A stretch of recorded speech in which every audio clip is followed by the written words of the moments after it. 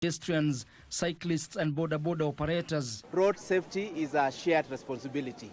It's a responsibility of the motorists to see that as they drive, they pay attention to the presence of pedestrians. Sometimes they may not be walking in the right place, but it's our responsibility to take caution so that we save their lives. We have a plan to do all crossings in the CBD. As well, we'll have installation of traffic lights in the CBD in order to address the issue of congestion, as you can see currently.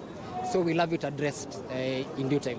We've seen so many riders not having reflector jackets, helmets, having riders who are carrying more than one period passenger. So on the issue of enforcement, that's an area we need to look at. For 26 years, Elizabeth Mitei has answered the call no one wants to make. Aswa najivunia kuendesha ambulance to save lives na kuangazia sheria ya barabara. An ambulance driver whose hand steadied the wheel and the fate of the injured. Alongside her is Samuel Karuga. For example, kuna accident, kuna road accident, pahali unatakikana to the shortest time there. That's why unaonanga sometimes tunapita kwa traffic, tuko na silent, na ndio tunaimiza wananchi wakiona ambulance. Tafadhali wakisikia tu silent, si kupenda kwetu kwa sababu tunataka kusave life ya mwenye ameumia ama casualty, anybody who need ambulance. Mtu mwingine asikuambie kimbia haraka, hapa kuna nafasi na labda uwezi kukontrol hiyo gari. Stephen Kinywa knows prevention begins with preparation. As a driving school owner, he warns against briefcase schools that churn out poorly trained drivers, a deadly risk to everyone on the road. For anybody who is undertaking training, can we make sure that we get quality training? We are also calling upon the regulators to make sure that in our sector they are able to root out what we may term as briefcase schools that are coming up and they are putting people's lives into risk. This week, regions across the country held events from public sensitizations to compliance checks. The message was the same. We need to take responsibility for our own safety so that collectively we can have a bigger impact on road safety. The United Nations Road Safety Week continues across the country. Kenyans are once again reminded that road safety is not just about rules, it's about lives. Ben Chumba, Prime Edition. Thank you, Chumba, for that report. And now to some education matters. The Kenya National Union of Post-Primary Education Teachers has cautioned the government against defunding public education, saying it will compromise the quality of education and jeopardize junior secondary school implementation. This follows the recent government cut on its 2025-2026 budget estimates before the National Assembly, which indicates a shortfall of 62 billion shillings in the sector. KUPPET Secretary General Akello Misori said the cuts for education will negatively affect the school feeding program, hiring of 20,000 teachers in January next year, university research and loan programs, and medical insurance for secondary school students. We are undermining education of this country. We are undermining the quality of education. We are also undermining the future of this nation, because it is through education that we manage the systems that will definitely improve the quality of our politics, the quality of our industry, the quality of our innovation and technological advancements. The government's intention is therefore moving Kenyans to look for private education. And privatization of education goes against the grain of the right of citizens to quality and affordable education. KUPPET power! Power! KUPPET power! Power! The Maendeleo ya Wanawake organization has unveiled a massive nationwide recruitment exercise in all the 1,450 wards ahead of its national elections. According to the organization's elections board chairperson, Anne Wamba, only paid-up members will be eligible to contest and vote in the forthcoming elections. The registration of members will set the tone for the group's nominations exercise in January 2026, which will then pave the way for the grassroots elections. The national elections of the oldest women's organizations are slated for the year 2028. Only fully paid up members will qualify to be nominated and elected to office. That only fully paid up members shall qualify to vote in an election. Maendeleo Constitution regulations too on voting. That the candidates vying for a position of the national office should have been an active member of Maendeleo for 10 years and should have served at the county level at an executive position, and the age limit for office bearers is 75 years. Tunataka wanawake wa Kenya nzima national waje waandikishe, wafanye registration. Tunapendelea zaidi tumepate wale majencies wale kutoka 25 kuendelea juu. The election board, which is here, is going to clean up the register, have the register verified, and then we'll get into an election. The timelines that we are working with that were given by the AGM of 2023 in December is 2028.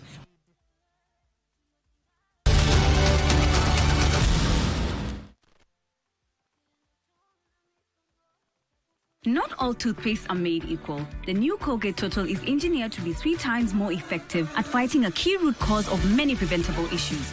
With its new active prevention system, 100% of people had a healthier mouth. New Colgate Total Active Prevention helps stop problems before they start. Ever involve yourself with my businesses again. What do you want? Prodigal daughter. When is your prodigal mother coming back? Hiyo familia iko na maneno. Kwanza huyo wakili wao. Nipe yeye nikuonyeshe. I'm sure Ronald will finally agree. You know how your data works, don't you? How much do you want? 0. How's Justin? Mimi ni moto. Na mimi ni maji. Nitakuzima. Nataka kujua kama ulinimiss. You can leave. Sikukuacha uko mkali hivi. Bwana Chris. Na bado. Wacheka nini ili hali mtoto huyu ashakushinda? Heshimiana tafadhali.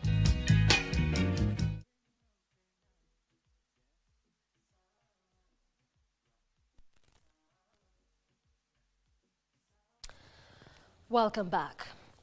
In a country grappling with the ripple effects of inequality, corruption, and social stagnation, Kiza emerges as a bold and emotionally layered film. The film tells the story of a determined young woman who takes on land cartels in an effort to reclaim her ancestral home.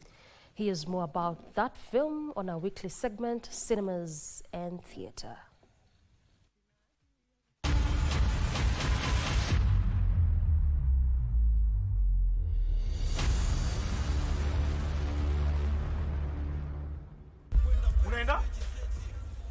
Give me a good reason why I should stay. The film Kiza follows Furaha, a young graduate from a coastal village determined to ward off land cartels to secure her ancestral land.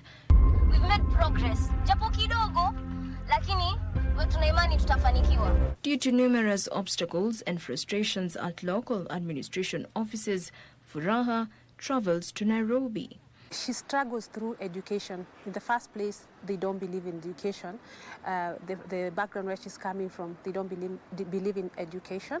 They feel that she should be home taking care of her children. She should be a mother taking care of her children. So we wanted to highlight on what girls face and also tell the story of what the youth face. The inspiration came from my real life story. My young days, after school, you're so determined to get out of the village, and it's not easy, and you struggle to get jobs. So you try so many things. You meet friends who become your family, and there are very many choices to make. Some make good choices, some make bad choices. But at the end of the day, all choices have consequences. The cast of Kiza includes Wanjiko Karanja as Furaha, Robert Ogego as Onyi, and Manasseh Nyaga as Akuku, among others. The actors share their experiences. Getting into character was also quite something because lazima ungetoa ile role na kama ni kuongelelea ama kufaitia wanyonge, lazima ingeshow vile uko na wao. As much as maybe ujapitia chenye wamepitia, lazima pia ingeshow hiyo solidarity. Lazima pia ishow. One of the lowest points of the film is where, you know, Akuku interacts with crime on the film. And you're going to meet this character later on, and what happens with this character is like, you know, it was a quote-unquote friend from university, and then later what happens, like, you know, this person has really gone through hardship, so they're just pushed to go to end up on the streets, and they're trying to fend for themselves and their family.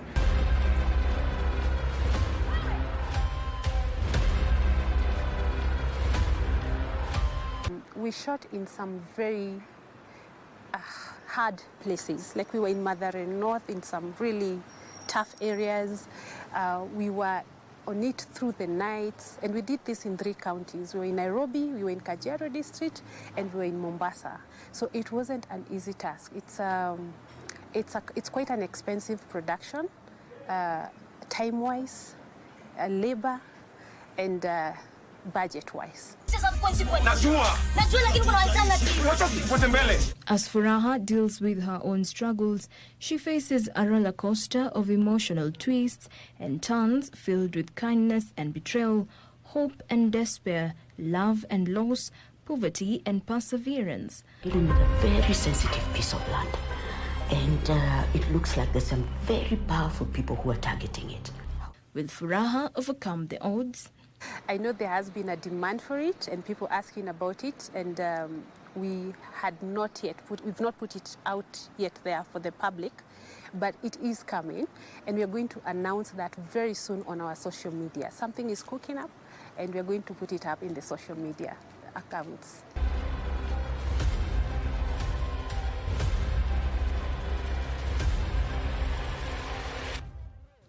Jacqueline Macharia for Cinemas and Theatre. You know, they will soon give up and everything will go back to normal. Tunajua Kenya.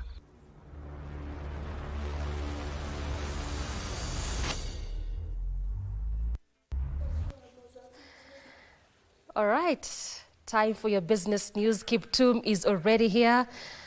Kiptum.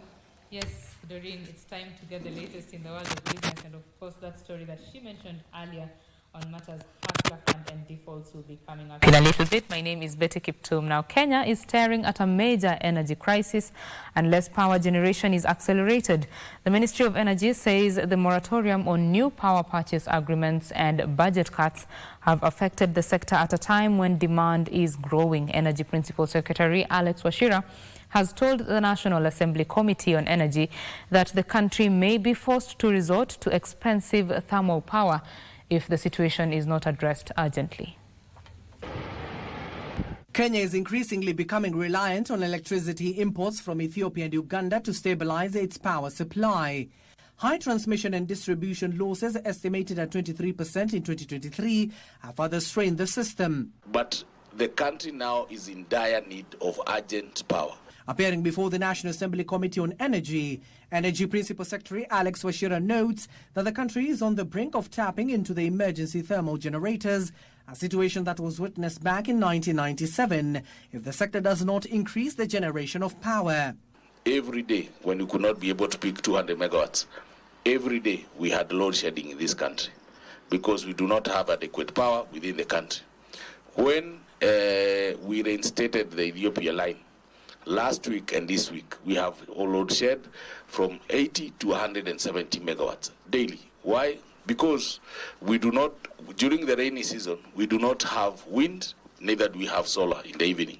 The ministry says that there is a dire need for a nuclear power plant to be set up in the country, noting that the sources of power like wind and geothermal are not sufficient to meet the ever-growing demand of the vital commodity. And so therefore, for us now to power this country, the next 2 or 3 years before we bring on board more geothermal.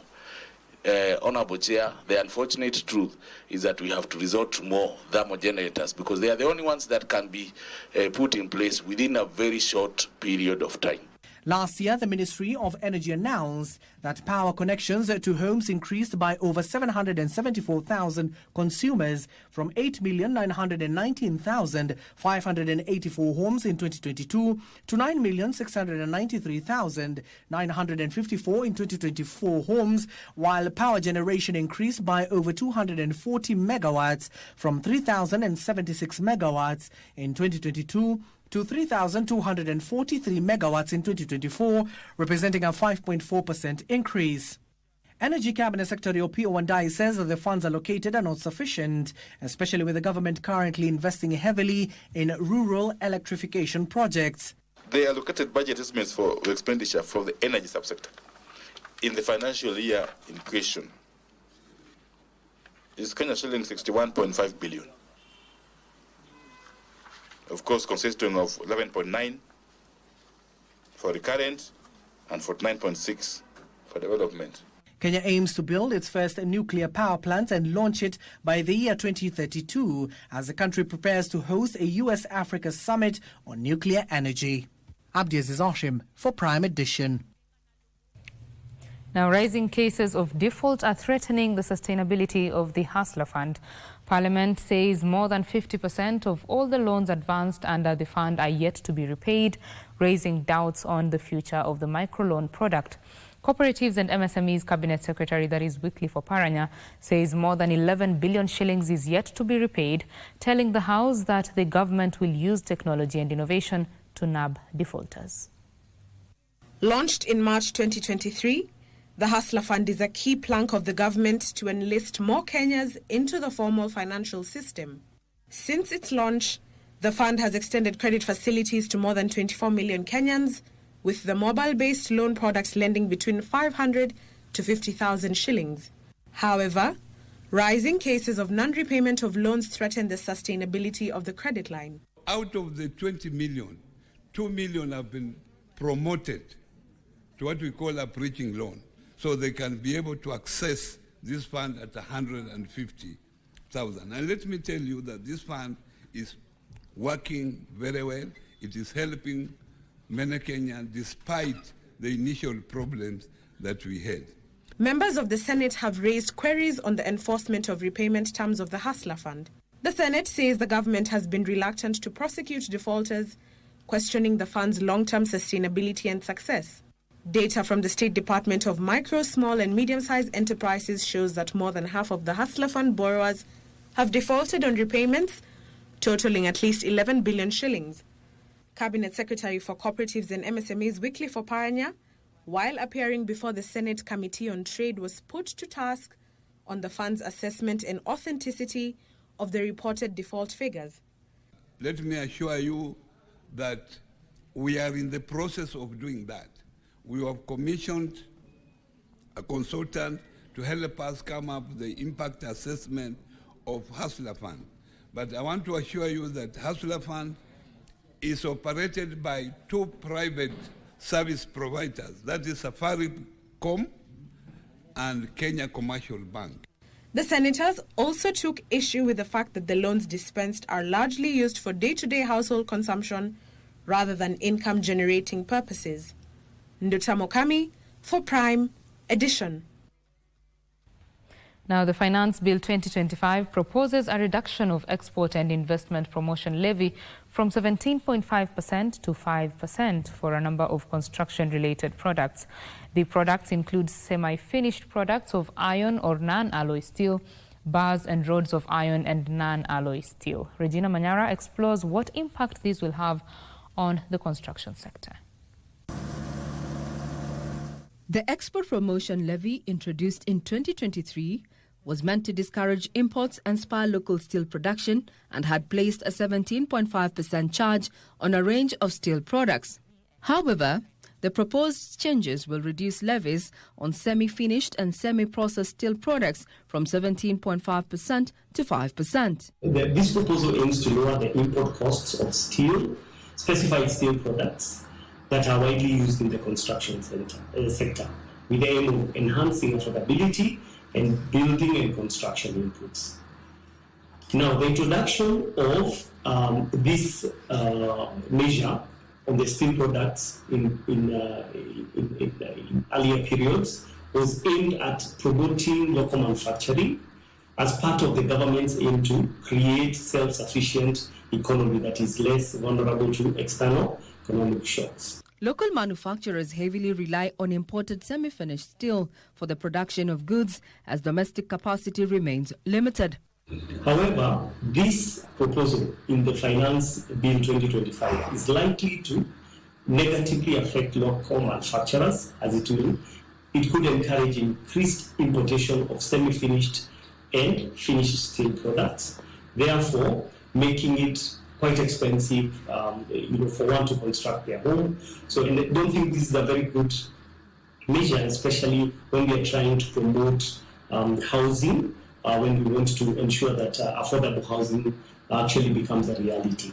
According to the Kenya National Bureau of Statistics, construction input prices indices still remains one of the most expensive construction materials, edging above the 150 cost index. Regina Manyara reporting for KBC Channel 1.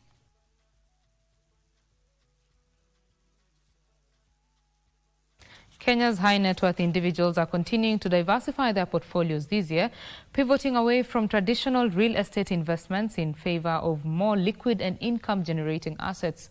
Knight Frank's latest report on wealth shows that real estate, particularly residential property, is seeing a decline in wealth allocation as investors seek competitive returns and greater flexibility, and amid global economic uncertainties. Frederick Moki with the details. The latest wealth report by Knight Frank suggests that leading financial institutions have noted a broader trend in the market, with high net worth individuals diversifying into alternative asset classes such as real estate investment trusts, treasury bonds, money market funds, and high growth sectors like technology, agriculture, and renewable energy. Less than 10% invested in commercial real estate in 2024. Which continues the trend we saw in 2023.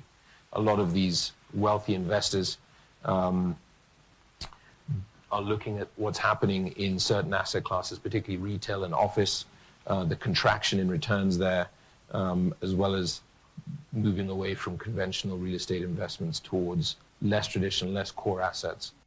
According to the report, the investments are viewed as more accessible and liquid, offering better opportunities for consistent returns and greater risk management during market fluctuations. Meanwhile, Kenyan investors, especially those with significant wealth, are reducing their exposure to residential real estate, marking a sharp shift from previous years. One expects to see a significant decline in 2025 in their clients' wealth, versus 6% who expected to see a significant decline in their clients' wealth in 2024. Notably, a significant drop has been observed in the wealth allocation to residential properties, both domestically and internationally. A survey of wealth managers revealed that, much like in 2024, less than 10% of the wealth held by wealthy Kenyans is tied up in offshore properties. Frederick Moki for Prime Edition. And on that note, we close the business news this evening on Prime Edition. Sports news is coming up with Daniel Wahome. My name is Betty Kiptum. Good night.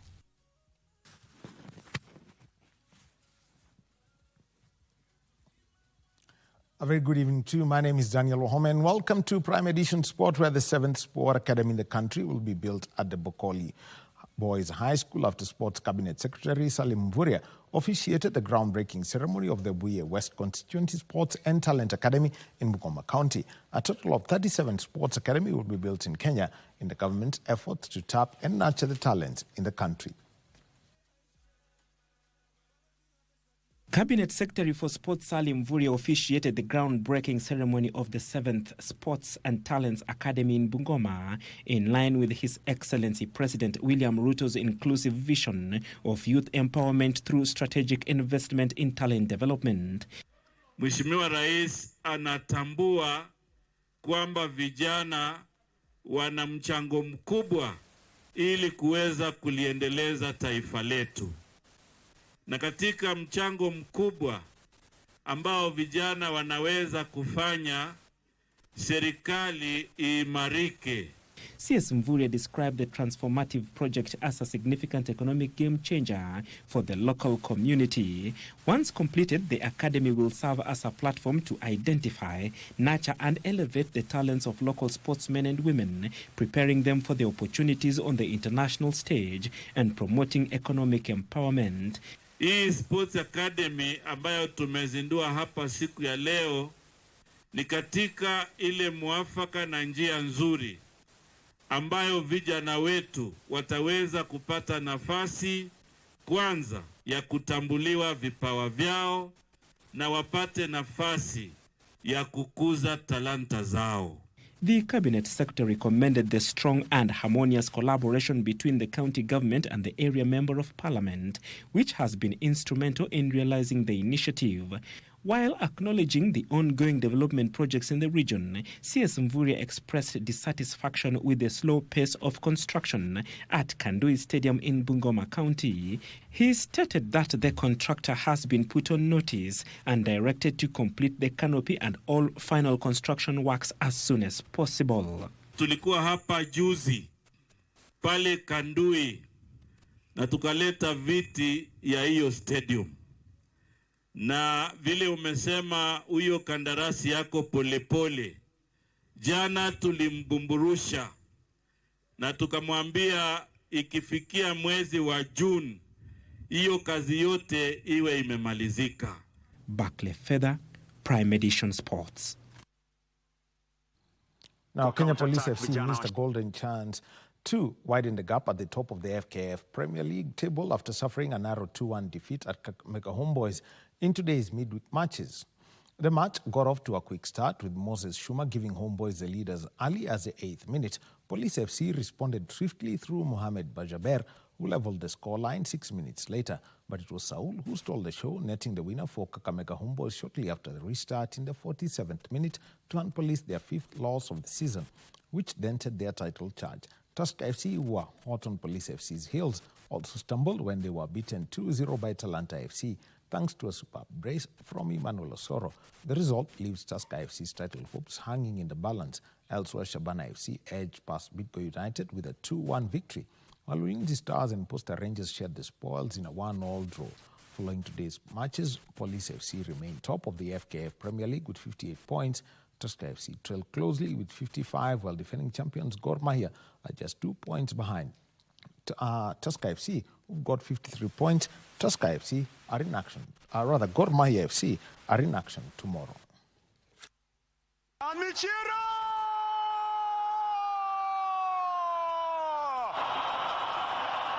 Imeandikwa yule aliye na kichwa ataongezewa. Na nashukuru kwa hiyo effort ya kila mtu kutoka kwa mashabiki, technical bench, the management na playing unit. I think the playing unit they deserve this win. Wamefight vizuri. Haijakuwa mechi rahisi, imekuwa ni mechi ngumu. Kwanza nataka kujua ilikuwa penalty, haikuwa penalty. Hiyo ndio kitu ya kwanza. And then na kwetu pia kulikuwa moments pia sisi tunafeel tungepewa hizo penalty zenye Shabana wamepewa. But overall si hatujacheza vibaya, tumecheza vizuri. Ni mistakes tu za mimi uitanga high school mistakes. If you are a senior player, huwezi fanya kitu nzuri amefanya.